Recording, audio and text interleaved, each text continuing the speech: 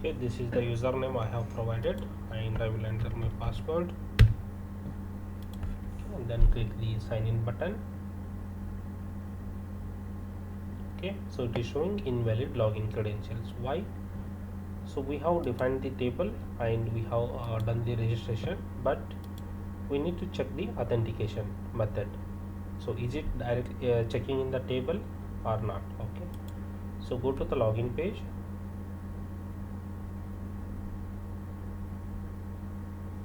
Then here, so we have a login process, and for that the defined setting is package and login. So it will once the button is clicked, it will go to shared component,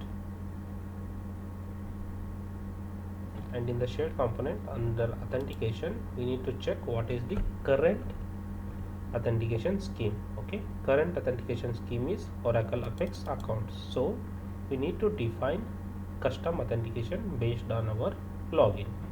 So for that purpose we can create custom authentication. Click on create, then here just accept the first one, because we are creating as a new, we are not copying from existing. So just click next. Then here I can name it as meeting room authentication. So any name we can provide, just for our understanding purpose I am giving meeting room authentication, or I can short call auth. So scheme type, here we have currently Oracle Apex is supporting these many schemes. We can use the social sign-in, Oracle Apex accounts, open door credentials, no authentication, LDAP, HTTP header, and custom database accounts. So if we click on question mark available at the side of the scheme type, so they are self-explanatory, so they will explain in clear. Okay, so in our case we are going with custom authentication. Enable you to create a custom authentication scheme from scratch, giving you complete control over your authentication interface. Okay, so I will select the custom, then it will ask for more details. So in the custom authentication there is something called sentry function, invalid session procedure, authentication function.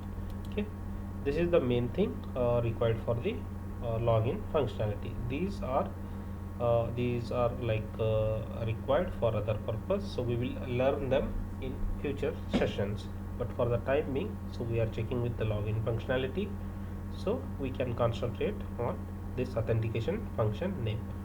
So here, to understand what is this, I will click on question mark.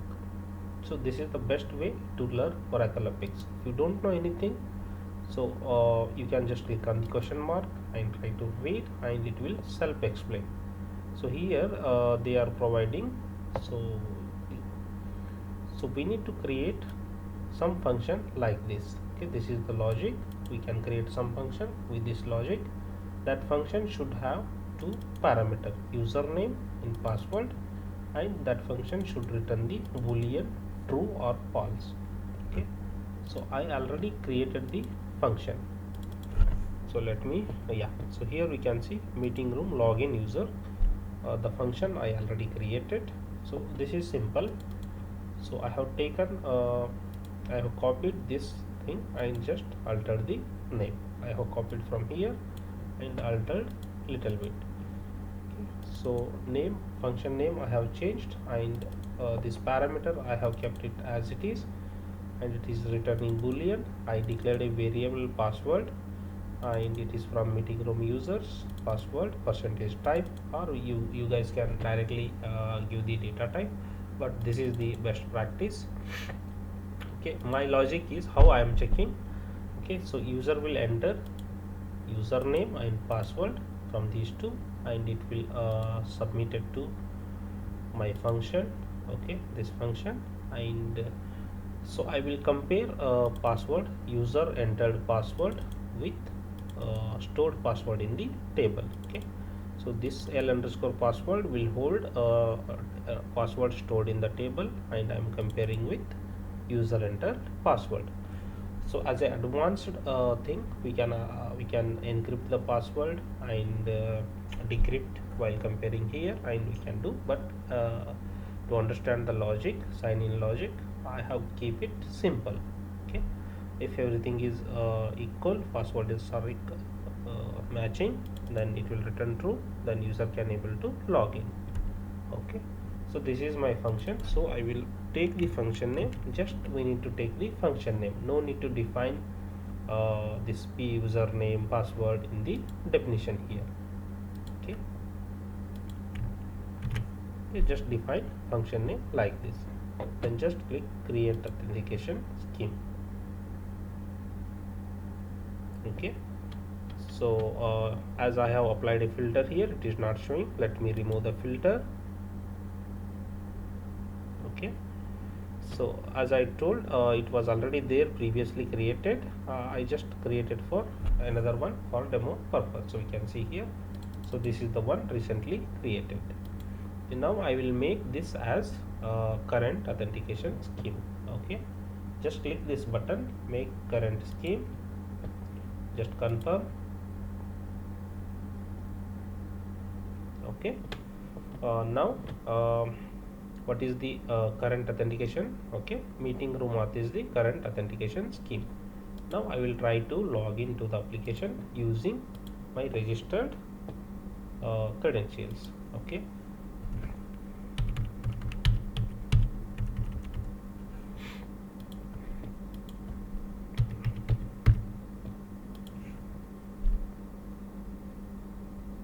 okay, so I am able to log into the application using my registered details.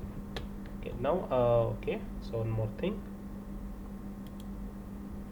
did we change anything in the login page? No, in the login page it will be same, the default one, no need to alter anything, just we need to make changes in the authentication scheme. Okay, so it will once the login button is clicked, it will come and it will check in the shared component, which is the current authentication scheme, and it will work based on the configuration.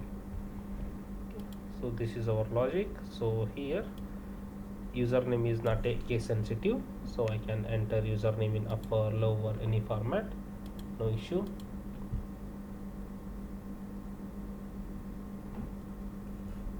And also one more thing we need to understand.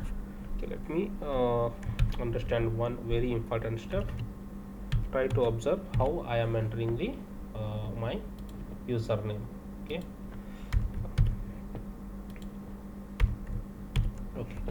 I'm not entering in lowercase, I'm not entering in full uppercase. Okay, so assume that I have entered my username like this. So in our logic we have defined username, it is not case sensitive, so we are converting as a lower, that is okay, so it will handle. And one more thing,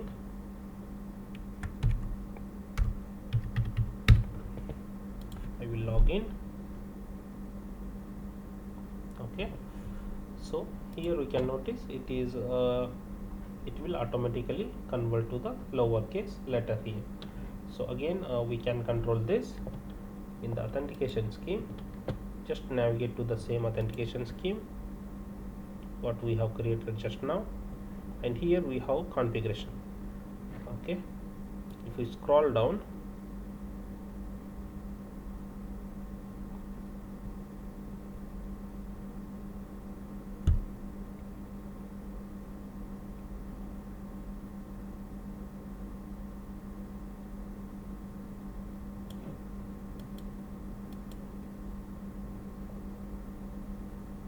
yeah, so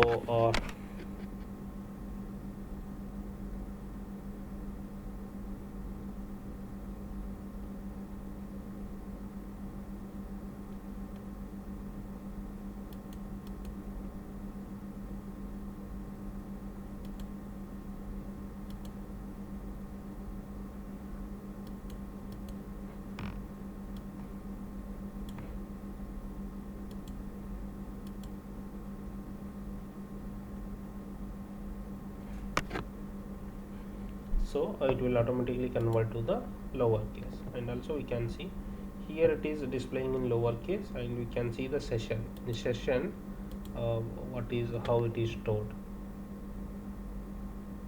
Okay, so it will convert to the uppercase. So if we want to get the logged in user, so this is the field. So you can see the session, and by automatically it will convert to the uppercase letter in the session. Okay. And here it is displaying in lowercase. We can understand how it is displaying in lowercase. So where it is displaying in the navigation bar. So this top one is the navigation bar. So here in the shared component, here something called navigation and search. Okay, so here we can navigate to the navigation bar, and again click on the navigation bar. Okay, and so here we can notice and app underscore user. In Oracle Apex we have specific placeholders or predefined application items. So this app underscore user is the application item uh, defined, so that we can able to access the logged in user information in this page item, sorry, application item. Just click on edit for that one, and we can see is there any special class is applied to make the username as a lowercase one. Okay, so this has username class. So this is the framework class. So if we remove this, we can see any differences there are not.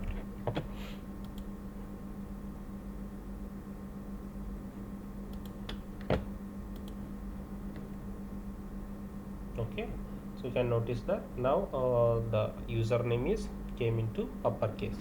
This class it is changing the text to lowercase. This that is the CSS class, and it is defined in the framework level.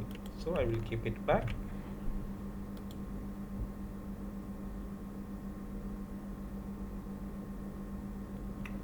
Okay, I think it is clear now. Like now in this session we have understand how to create the registration page and how to change the default authentication method to our table like custom authentication.